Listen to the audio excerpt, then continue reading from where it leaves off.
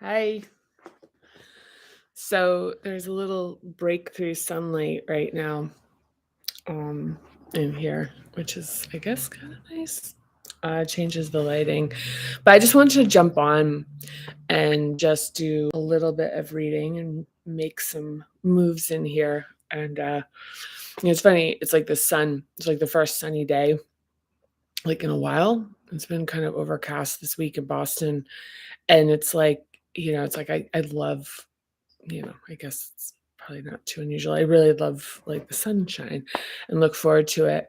And it's like I was sitting here, I sat down at first to do the reading, and then I realized I'm like, oh yeah, there's this other thing the sun does, which is like in your house, which is like all of a sudden, like kind of things kind of looked a little dusty. So I got up and I did a little swiffering and I'm back.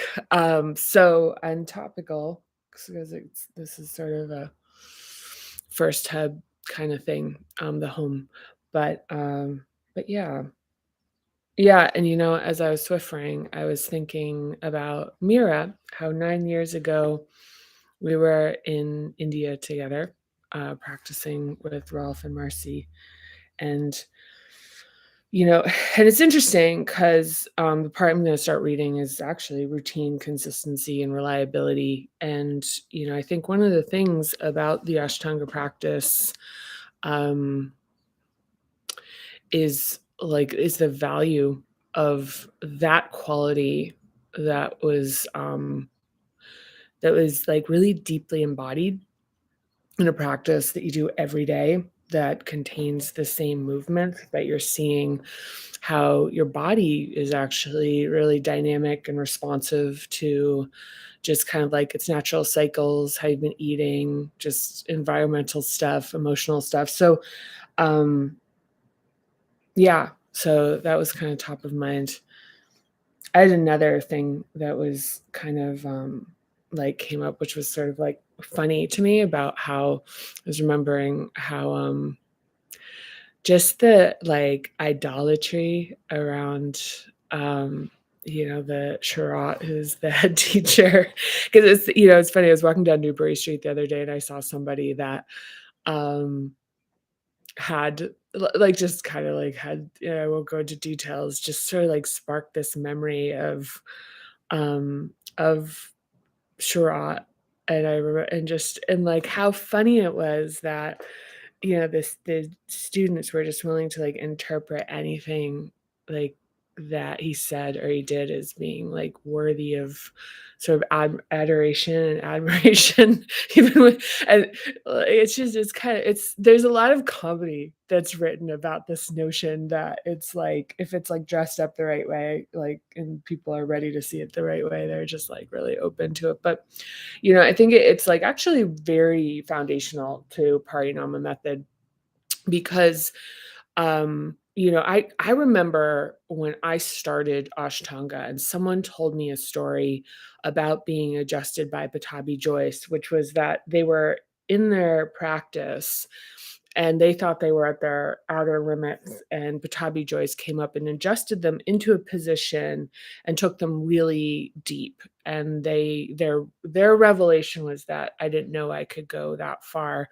And I remember that was so appealing to me, the idea that somebody could take me deeper into my potential, somebody outside of myself.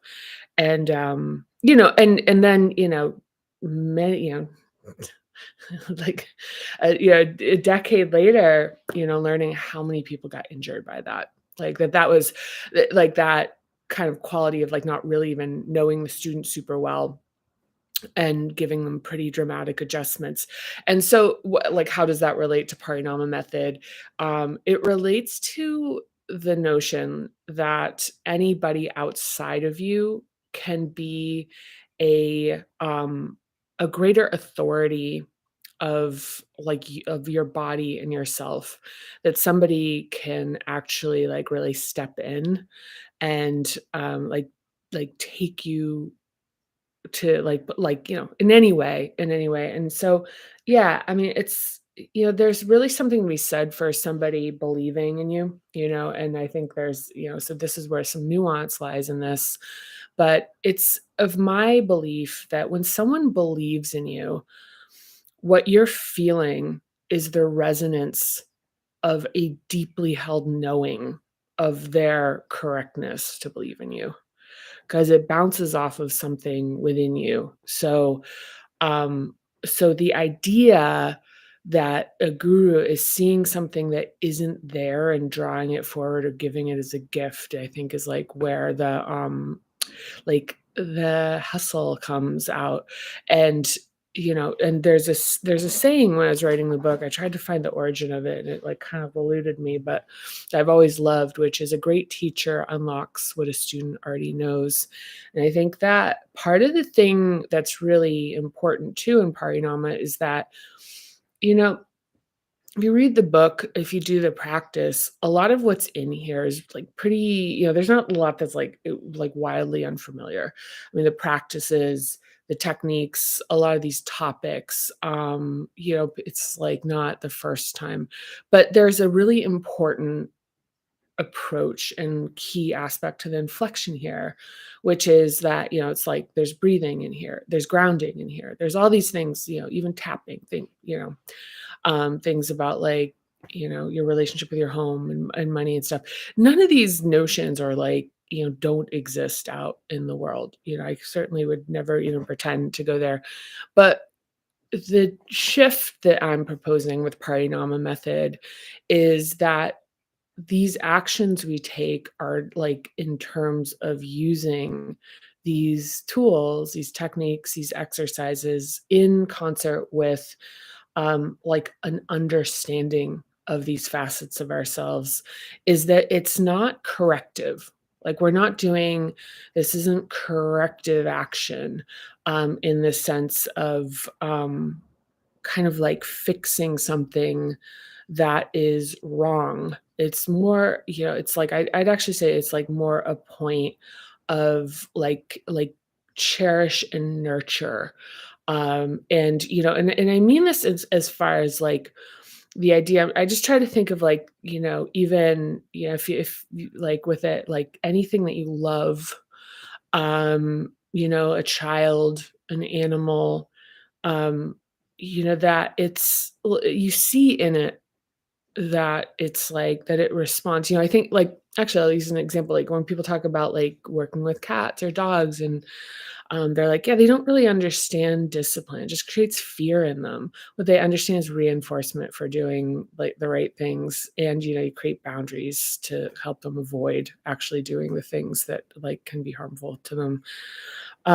But teaching like fear of the thing actually is a ripple effect that creates fear of a lot of other things. So the point here is that this relationship with how we interface with ourselves is what is like really at the heart of what I'm proposing here with this work, is that when we're doing these things, we're doing it from a sense that same type of sense of, I mean, like I hesitate to use the term like loving kindness for some reason. Just for some reason, it feels like a little too like it's almost like it almost feels like unrealistic. I don't know why that word's coming to mind, but yeah, I mean, that just might be like my stuff. But anyway, I'm gonna do a little bit of reading, and then I'm gonna go do a little bit of my own practice and continue with that. But anyhow, so I'm dipping in here at 64, page 64 on routine, consistency, and reliability. And before I dip in, I also want to say thank you to Rachel for, we just had a great conversation yesterday. So Rachel, if you're seeing this, I just want to say thank you for how uplifting it is to talk about even just these videos. I really like the feedback I get on them is really helpful and informs them. I will say one thing is I'm only doing the lives right now for a really particular reason, which is that for this next week, while I'm still really overextended, it's been really hard for me because these are kind of free form. I'm reading, kind of talking, like as the last 10 minutes is evidenced. But the videos require some and even aspirationally, like where I'm trying to go with them is to address a really specific topic, and provide some like some practical, so it's like some philosophical like sort of notions around it, and then some practical applications to work with a very specific topic. And right now, I just am finding that like I'm too like expanded in my thinking. I just can't like drill down on that. And that once I'm on the other side of some of the commitments that are wrapping up in the next week, that's going to be a lot easier to do. So I'm looking forward to that. So feedback on those videos, or even feedback on a topic. I mean, I like, this is something I'd love to do in the coming months, years, whatever, is have topics raised, and I'll take them on and even like turn it into a discussion, like, because it means that's pretty it's pretty meaningful to me to imagine a future state where we're actively working together in this practice, versus like kind of just me being here talking about it. But this is a place to start. So anyhow, routine, consistency, and reliability. We're in the first hub in chapter 4, page 64. So the ground, the existence of our body, and gravity are constants that anchor us to the physical world. I discuss discipline and action in the third hub. Here, I focus on the solidity of repetition and how it creates trust. For better or worse, anything we repeat, anything we consistently do, becomes real. Our routines orient us, and without them, we may feel untethered and even anxious. During the testing phase for Food and Drug Administration approval for antidepressants, scientists needed depressed rats, so they developed a protocol they named CUS for the chronic, unpredictable stress they used to manufacture depression. Instead of a dramatic, life-threatening event, they induced constant change and interruption to the rats, including tilting cages, damp bedding, new cells, and altered cycles of light and dark, and the smells and sounds of predators. As a result, the animals developed depression-like symptoms. They became lethargic, apathetic, stopped grooming themselves, stopped building nests, and stopped using running wheels. In an uncertain world, anchoring to consistency and routine can create calm. Once we've embodied and grounded ourselves, we can feel our body as the container for feeling and emotions in the second hub, benefiting from first hub solidity. We can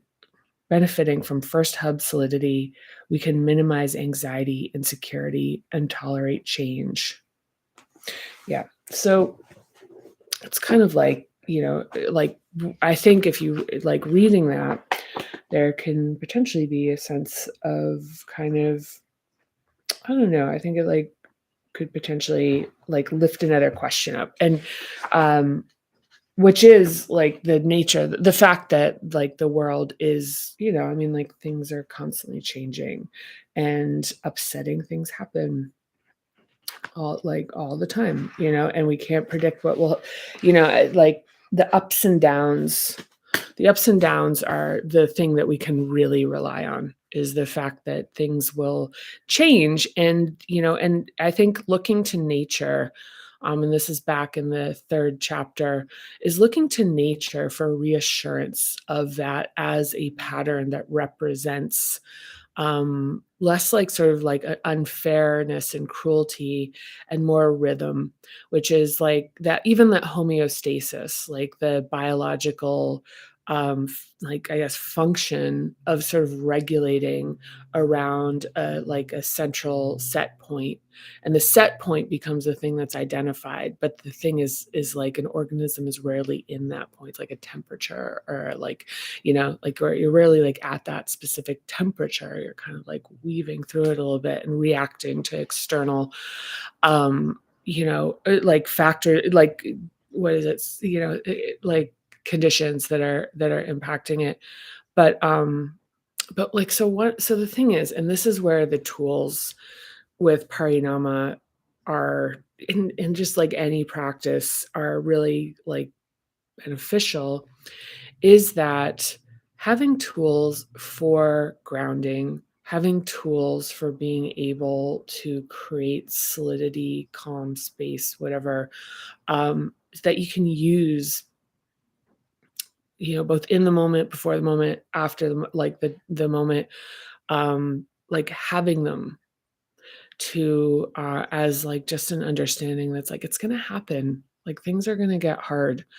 People that are reading the book are, I have some folks that are like, oh, this is like I've figured out how to be kind of like happy all the time. And I'm like, and I just hold space for it because I'm like, let's wait that out. That'll shift. It's like that'll change. Even the state of getting to the point, which is like ultimately like where we go, which is like in the downtime, being able to regulate a nervous system to the point they can actually like have capacity for pain and discomfort and negative emotions so that you can like actually foster some like curiosity about it without getting absorbed into it.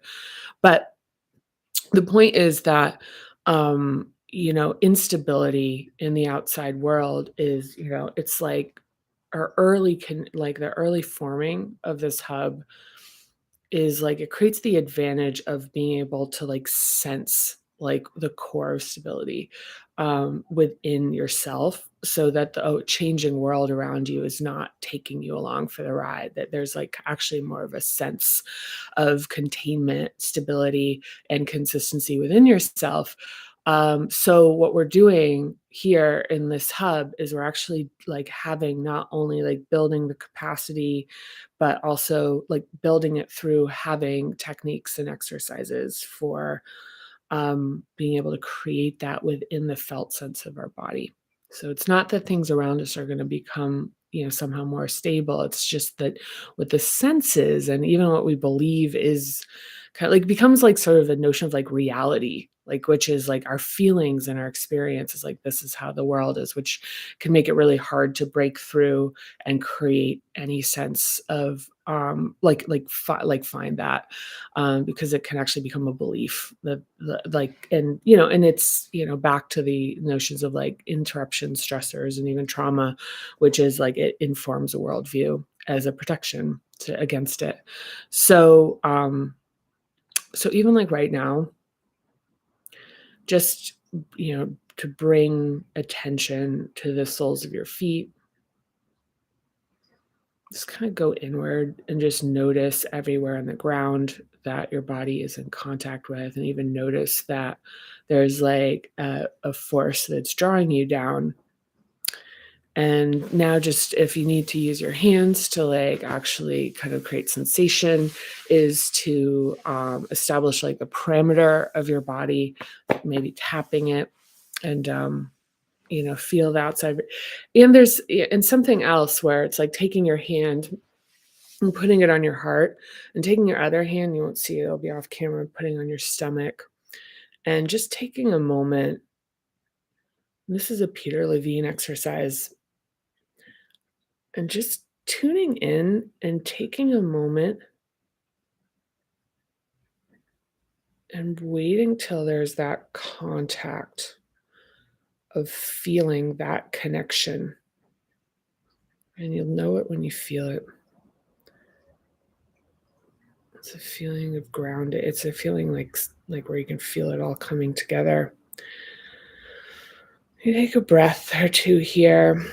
And once you kind of like tune this in, which is really, can be really nice, take the other hand off your stomach and put it on your head. And just take a moment to tune in. And just wait till you land in it. I'll know when you get there.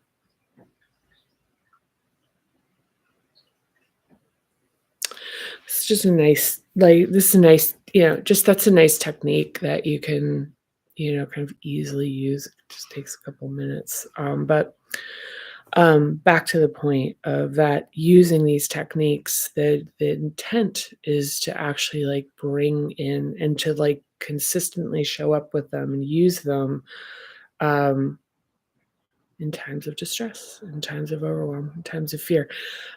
So anyhow, thank you so much. I'm gonna wrap up right now. I'm gonna go get a little snack, and I'm gonna go talk to my friend Mary, and tomorrow's my birthday, so that's nice. But thank you so much. If you have watched along this far, I'm super grateful for you. Anything, please like. It's really encouraging for me. Comments are like keeping me alive. Mira, thank you. And anything you have to say, like you know, yeah, anything that any input you want to give, and even any topics that you'd like to cover, or like input, or even additions, like, criticism, all welcome. It's a discussion. And so let's like just make it interesting whenever possible. So anyhow, I just want to say thank you again, and I can't wait until next time. And also, I'm incredibly excited about what's coming. So looking forward to it. All right. Thank you so much. Bye.